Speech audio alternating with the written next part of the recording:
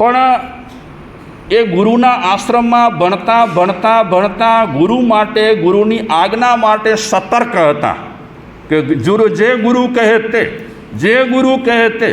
ગુરુ કહેને સર્પના રાફડામાં હાથ નાખો, તો આ બધા શિષ્યો કેવા હતા કે સાપના ગુરુના આદેશથી સાપના રાફડામાં પણ હાથ નાખી દેતા. એક વખતે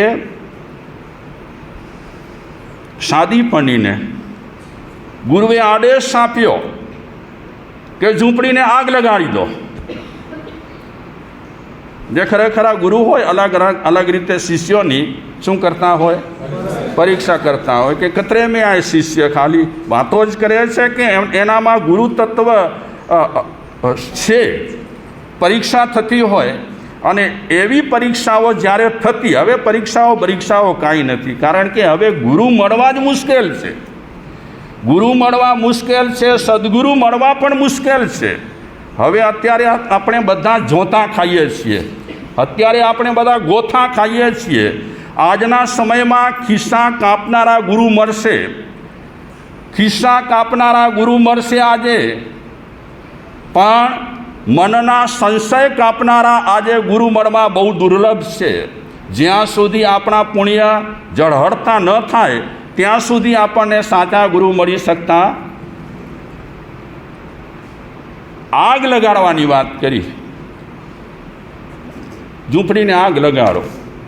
કદાચ હમણાં જ બનાવી હોય ઝૂંપડી, હમણાં જ તૈયાર કરી હોય, અને ગુરુએ આદેશ આપી દીધો, તો સામાન્ય માણસ શું કહે છે કે આ ગુરુના કંઈ ઠેકાણા નથી લાગતા. હમણાં આદેશ આપ્યો હતો ઝૂંપડી બનાવો, તો ક્યાંથી જંગલોમાં ભટકીને ઘાસ લાવ્યા, અને એ જ ઝૂંપડી જ્યારે તૈયાર થઈ ત્યારે ગુરુ કહે છે ઝૂંપડીને આગ લગાડી દો. અને આ સાદીપની એવા શિષ્ય રહેલા હતા કે ગુરુના વચન તહતી, એમાં કોઈ આર્ગ્યુમેન્ટ નહીં. હમણાં શું આપણા બધામાં આર્ગ્યુમેન્ટ એટલી વધી ગઈ છે, દલીલો એટલી વધી ગઈ છે કે ક્યાં પણ માનસિક તાળો જે ખુલવો જોઈએ એ આપણો માનસિક તાળો જ નથી ખોલતો. સાદીપનીએ આગ લગાડી દીધી ઝૂંપડીને. ગુરુ મહારાજ કહે છે મારે એના પર કોઈ આર્ગ્યુમેન્ટ નહીં કે હમણાં અમે ઘાસ લાવ્યા હતા, હમણાં ઝૂંપડી બનાવી નવી સરસ મજાની, અને હમણાં આગ લગાડી દેવાની. ગુરુ તમારામાં અકલ છે કે નહીં, બુદ્ધિ છે કે નહીં? પણ લગાડી દીધી. વર્ષો વીત્યા, સેવા કરે છે ગુરુજીની સાદીપની. ત્યારે હજી એકદમ સાધનામાં એ સાદીપની ઋષિ આગળ વધ્યા ન હતા, પણ સેવા કરતાં ગુરુજી બીમાર પડ્યા. બધા શિષ્યો ભેગા થઈ ગયા, સાદીપની પણ ત્યાં આવ્યા ગુરુ પાસે. ગુરુ મહારાજ બીમાર છે, એમની સારવાર અને સેવા થાય છે. સાદીપની પણ ખડે પગે સેવા કરી રહ્યા છે. ત્યારે ગુરુ મહારાજ બધા શિષ્યોને કહે છે કે હવે મારું આયુષ્ય પૂરું થઈ રહ્યું છે, મારું આયુષ્ય હવે આયુષ્યની અંત ઘડીઓ ગણાય છે. મારે કાંઈક તમને બધાને પ્રસાદી આપવી છે. પ્રસાદી તો પ્રસાદી ગુરુ આપતા હોય છેલ્લી ઘડીએ કોને ન ખપે? બધા પડાપડી કરવા લાગ્યા. સાચો જૈન હોય ને એ હાથ લાંબો ક્યારે ન કરે, પ્રભાવનામાં પણ નહીં, બહુમાનમાં પણ નહીં, લાઈન ન લગાડે. અને સાચો જૈન શિસ્તબદ્ધ બધું કરે, જેમ તેમ ન રહે. સાદીપની ગુરુ મહારાજ પાસે ઊભા છે. બધા શિષ્યોને ગુરુ મહારાજ પ્રસાદી આપી રહ્યા છે. પ્રસાદી મતલબ કે કોકને માળા આપી રહ્યા છે, કોકને કાંઈક આપી રહ્યા છે, કોકને કાંઈક આપી રહ્યા છે. સાદીપની હાથ જોડીને ઊભા છે, પડાપડી બિલકુલ નહીં. જો ગુરુના હૃદયમાં હું હોઈશ તો મારે એ વિચારવાનું નથી કે આ બધી વસ્તુઓ બધા શિષ્યોને આપતા ખૂટી જશે, તો મારે વિચારવાનું જ નથી. ઊભા છે સાદીપની, બધાને પ્રસાદી મળી રહી છે, વિતરણ કરી રહ્યા છે ગુરુ મહારાજ પ્રસાદીનું. અંત ઘડી ગણાય છે. છેવટે આપવાની કોઈ ચીજ બચી નહીં, પ્રસાદીમાં કાંઈ જ બચ્યું નહીં. એટલે ગુરુ મહારાજ સાદીપનીને કહે છે કે તારા માટે કોઈ વસ્તુ બચી નથી. કોકને માળા આપી, કોકને કાંઈક આપ્યું, કોકને કાંઈક આપ્યું, કોકને કાંઈક આપ્યું, અને ખાસ સેવાભાવી હતા સાદીપની, અને કાંઈ જ નથી આપ્યું. શું થાય? આવું ગુરુ કરે તો ગુરુ માટે શું થાય? આપણે સામાન્ય બુદ્ધિ ધરાવીએ છીએ, તરત જ આપણે ઓઠા બાંધીએ કે ગુરુ પણ પક્ષપાત કરે છે. આને આપ્યું, આને આપ્યું, ફલાણાને આપ્યું, ઢીકણાને આપ્યું, અને હું તો અઠ્ઠાંગ, હું ખાસ એમનો શિષ્ય, મને તો કંઈ આપ્યું નહીં. સાદીપનીને દુઃખ નથી લાગ્યું, સાદીપની નિરાશ નથી થયા, કાંઈ જ નથી થયું સાદીપનીને. બસ ઊભા છે ગુરુ મહારાજ પાસે, પ્રસાદીનું વિતરણ થઈ ગયું છે. ગુરુ મહારાજ કહે છે, સાદીપની બેટા, બધાને આપી શક્યો હું, પણ હવે કોઈ વસ્તુ બચી નથી. મારી સાધનાની જેટલી ચીજો હતી એ બધી ચીજોનું વિતરણ થઈ ગયું છે. લેવા માટે મારા શિષ્યો પડાપડી કરી બધાને આપી દીધી, તારા માટે કાંઈ બચ્યું નથી. ગુરુ મહારાજ, મને ચીજ વસ્તુની કાંઈ જરૂર નથી,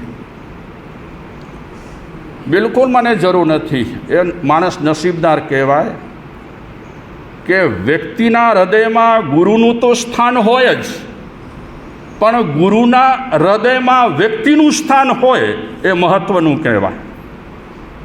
કોક જ નસીબદાર હોય, ગુરુના હૃદયમાં હોય. આપણા હૃદયમાં ગુરુ હોઈ શકે. સાદીપની ઊભા છે, બિલકુલ પ્રસન્ન છે. ગુરુ મહારાજની જે સેવા કરવાની જરૂર છે સેવા કરી રહ્યા છે. ગુરુ મહારાજ કહે છે કાંઈ આપી શક્યો નથી. ગુરુ મહારાજને સાદીપની કહે છે, ગુરુજી, આપના આશીષ એ મારા માટે મોટી પ્રસાદી. આ વસ્તુઓ તો ઠીક છે, આજે છે ને કાલે નથી. આપના આશીષ હશે તો બધું જ છે. તો ભાગ્યશાળીઓ સાદીપનીના ઋષિ આશીર્વાદ કેવા આપ્યા સાદીપનીને કે મારા આશીર્વાદ છે કે તારા આશ્રમમાં ભગવાન તારી પાસે શિષ્ય બનીને ભણશે. કેવા આશીર્વાદ આપ્યા? તારા આશ્રમમાં ભગવાન શિષ્ય બનીને ભણશે. કયા ભગવાન? તો શ્રી કૃષ્ણ ઈસાદીપની આશ્રમમાં આવ્યા ને ભણ્યા. કોણ ભાગ્યશાળી? જે શિષ્યોને માળાઓ બાળાઓ મળી હતી, યંત્રો બેંત્રો મળ્યા હતા, એ શિષ્ય ભાગ્યશાળી કે આ શિષ્ય ભાગ્યશાળી? વસ્તુ ન મળી કે એક સમર્થ વ્યક્તિ મળી, વસ્તુ ન મળી. ભગવાન ભણવા આવે શિષ્ય બનીને, એનાથી મોટી ચીજ કઈ હોઈ શકે? કોઈ નથી. ગુરુનો મહિમા તો જબરદસ્ત છે. રામકૃષ્ણ પરમહંસ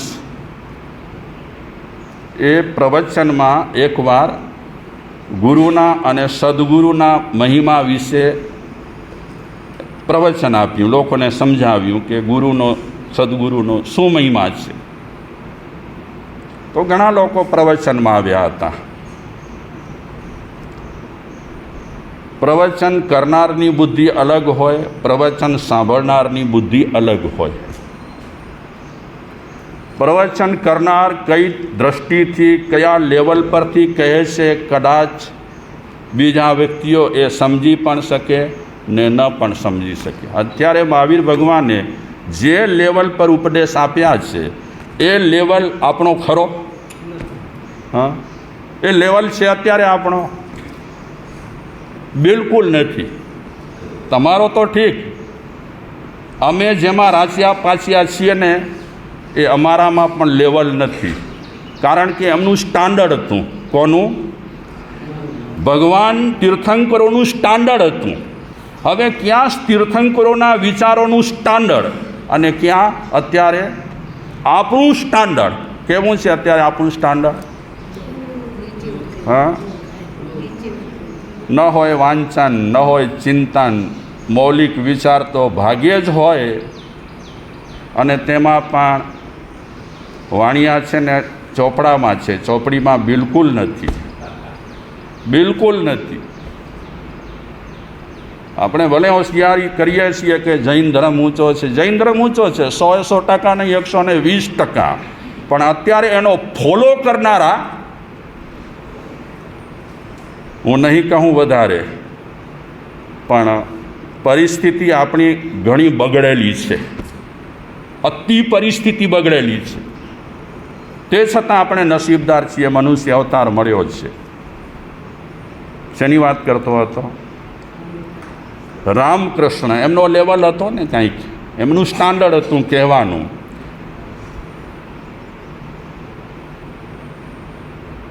મહર્ષિઓ ઘણા થઈ ગયા ને, એમના લેવલ હતા.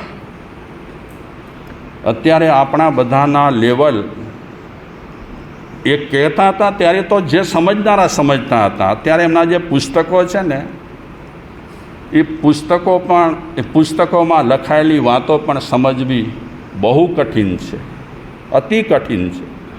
તો રામકૃષ્ણ પરમહંસ ગુરુ સદગુરુ વિશે પ્રવચન આપ્યો કે ગુરુની કેટલી જરૂર છે, જીવનમાં ગુરુ ન હોય તો શું, વગેરે વગેરે. એમાં પ્રવચન ખંડમાં એક જુવાન હતો,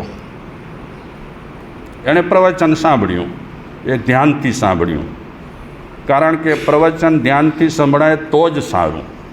પ્રવચનમાં મન ડહોળેલું હોય ને, મારું ડહોળેલું હોય તો હું રજૂઆત ન કરી શકું, અને તમારું ડહોળેલું હોય તો તમે સાંભળી ન શકો.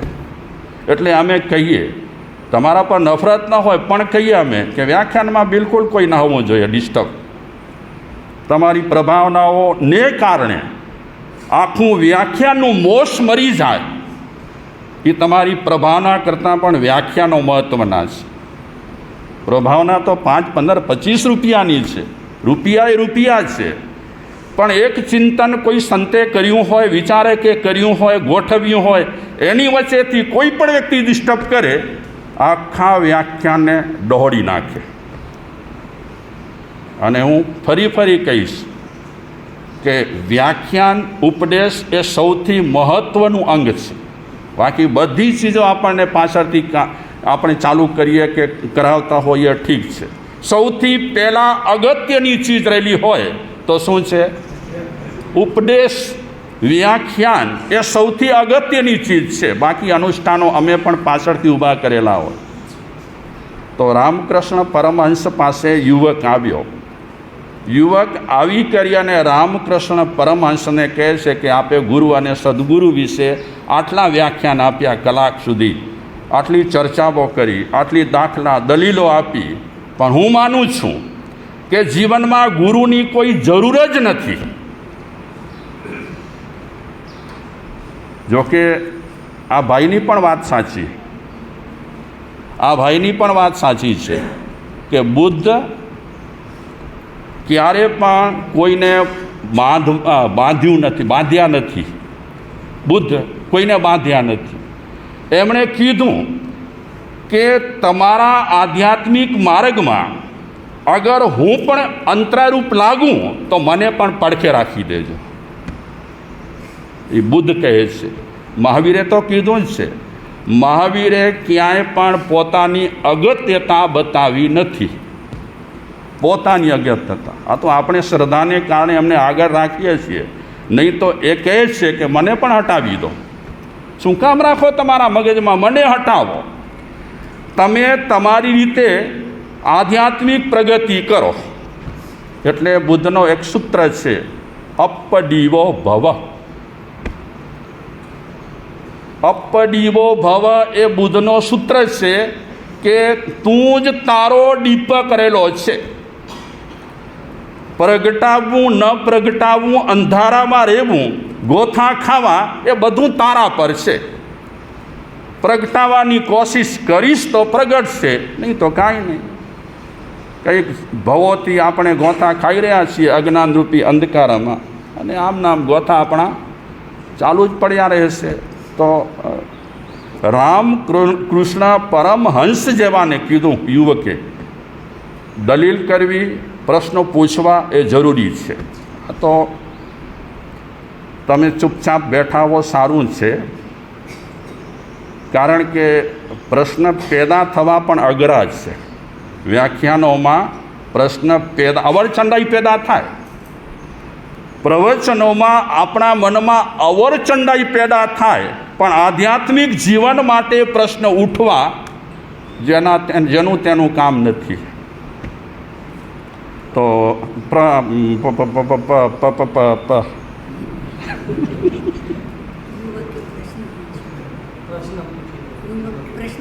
આવી તો ખબર છે. મેં જીભને વાળી. જોજો માણસ ભાગ્યશાળીઓ, આ તરફ જોજો. હા જો શૂટિંગ કરે છે. ઊંઘતા ઝડપાઈ ન જાઓ, ખ્યાલ રાખજો.